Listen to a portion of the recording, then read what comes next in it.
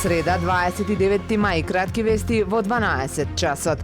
Незаконски сум разрешен, нема фантомски пациенти, ниту пак е зголемена смртноста на кардиохирургија, вели разрешениот директор на клиниката доктор Маријан Шокаровски. Според него се работи за оркестрирана хајка од страна на министерот Демири, а со тоа се прави лош импакт кон јавното здравство кое постојано е под притисок. Дециден е дека чинот е незаконски, а за фантомските пациенти на оваа клиника за кои обвинија деновиве, вели дека се работи само за софтверска грешка, направена поради несоодветност на системот кој тие го користат и неговото комуницирање со мој термин. Доктор Шокаровски нагласи дека изминативе месеци на клиниката има зголемување на тежината на комплексноста на пациентите за околу 20%.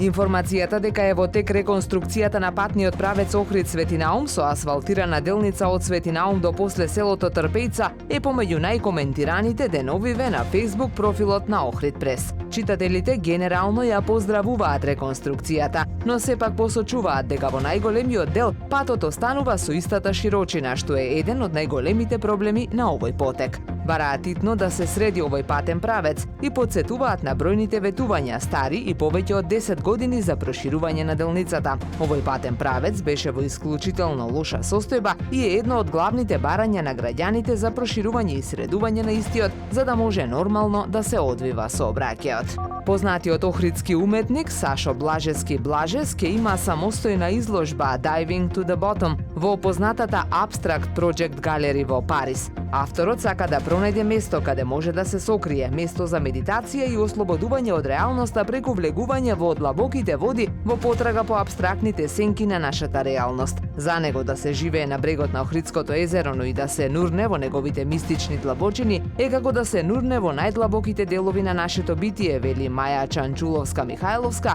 за изложбата на Блажес. Сашо Блажес е роден во 1980 година во Охрид, каде живее и работи. Негови дела се наоѓаат во приватни колекционерски збирки во Норвешка, Јужна Африка и Романија.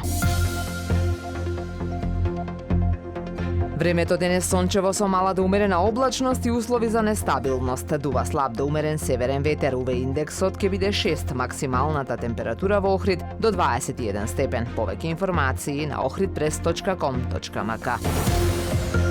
Уредник и водител на вестите Даниела Спасик.